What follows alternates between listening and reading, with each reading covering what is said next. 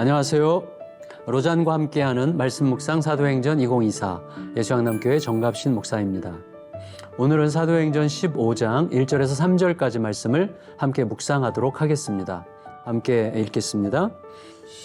어떤 사람들이 유대로부터 내려와서 형제들을 가르치되 너희가 모세의 법대로 할례를 받지 아니하면 능히 구원을 받지 못하리라 하니 바울 및 바나바와 그들 사이에 적지 아니한 다툼과 변론이 일어난지라. 형제들이 이 문제에 대하여 바울과 바나바와 및 그 중에 몇 사람을 예루살렘에 있는 사도와 장로들에게 보내기로 작정하니라. 그들이 교회의 전성을 받고 베니게와 사마리아로 다니며 이방인들이 주께 돌아온 일을 말하여 형제들을 다 크게 기쁘게 하더라. 여러분, 이 땅의 교회는 갈등과 해결의 여정에서 자신의 모습을 조금씩 형성해 갑니다. 갈등과 해결의 여정이 필연이죠. 복음과 복음에 대한 다른 이해들과 또 살아온 습관들 사이에서는 필연적으로 충돌과 갈등이 발생하고 해결의 산고를 겪기 마련입니다. 그런데 이런 불가피한 갈등이 불편하다는 이유 때문에 우리는 단순하게 구분하고 싶어 해요. 필요한 갈등, 불필요한 갈등. 하지만 본래 갈등은 중립적입니다. 그러니까 모든 종류의 갈등은 필요하냐 불필요하냐가 아니라 접근하는 마음이나 태도가 어떠하냐에 따라서 십자가의 본질을 드러낼 수도 있고 지옥의 본질을 적나라하게 드러낼 수도 있을 겁니다. 그러니까 갈등을 통해서 오히려 십자가의 진리를 더 확연하게 드러내는 여정은 교회와 교회 역사를 위한 선물이 될 것입니다. 하지만 교회 역사에는 그 반대의 경우가 월등히 많은 게 분명합니다.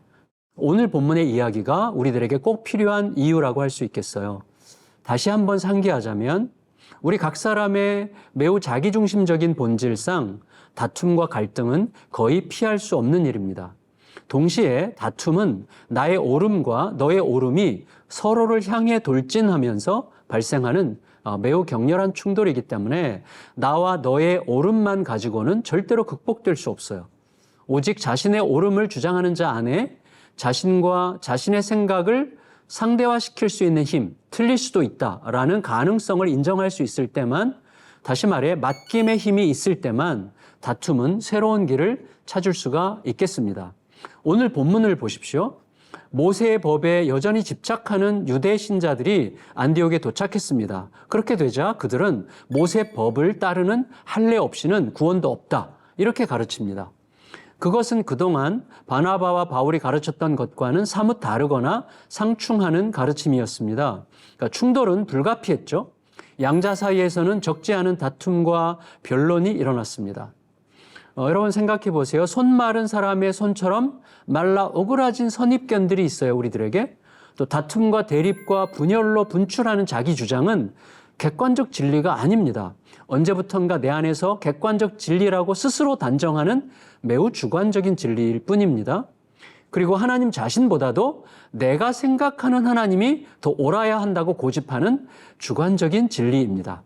또 하나님의 말씀에 지속적으로 비추어 보며 자라가는 진리가 아니라 자신이 이미 그렇다고 알고 믿게 된 것들만 하나님의 말씀이라고 고집하는 매우 주관적인 진리입니다. 또 전부의 일부조차 제대로 못 보는 작은 렌즈로 전부를 상대하려고 하는 매우 주관적인 진리일 뿐입니다.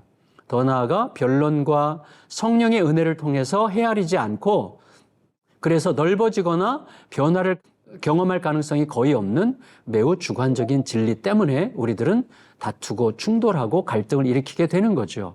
하지만 내 안에 가득한 확신도 하나님의 말씀에 다시 비추어 볼 수 있다면, 그렇게 나를 상대화시킬 수 있다면, 그리하여 나보다 더 권위 있는 자들을 기꺼이 인정할 수 있다면, 그래서 그들의 결정에 위임하고 논의하고 다시 생각할 수 있다면, 그것이 바로 나를 붙들고 있는 게 하나님의 진리라는 증거일 수 있습니다. 다시 말하면 내가 틀릴 수도 있다는 사실을 인정하는 게 하나님의 진리를 따르는 증거라고 할 수 있다는 거예요.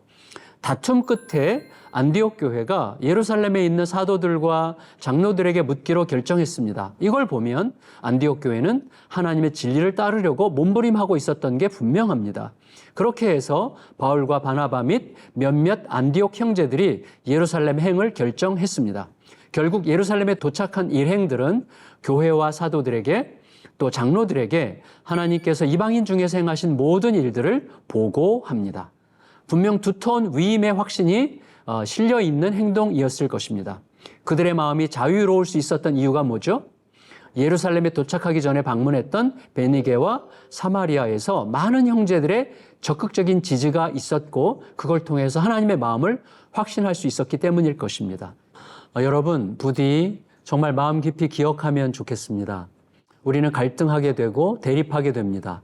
그렇지만 갈등과 대립이 있는 중에 기꺼이 맡길 수 있는 용기, 또 누군가에게 권위자에게 위임할 수 있는 믿음의 용기, 이 용기는 누가 가질 수 있습니까? 예수 그리스도가 오르시다.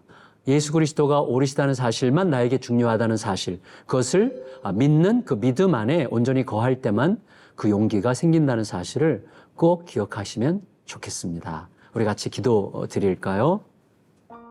하나님, 우리는 확고하게 주님을 믿는 것 같아도 누군가와 대립하기 시작하면 내 생각이 훨씬 더 중요한 것 같이 고집하면서 갈등하고 충돌하고 도무지 해결할 기미를 보이지 못합니다. 그러나 오늘 결심합니다. 주님이 오르시면 된다. 예수님이 오르시면 충분하다는 생각에서 나는 틀릴 수도 있다는 사실을 기꺼이 받아들이는 용기로 모든 갈등과 또 어려움에서 헤쳐나갈 수 있는 하나님의 지혜를 얻게 하여 주시옵소서. 주님 부디 함께 하실 줄 믿고 예수님의 이름으로 기도합니다. 아멘.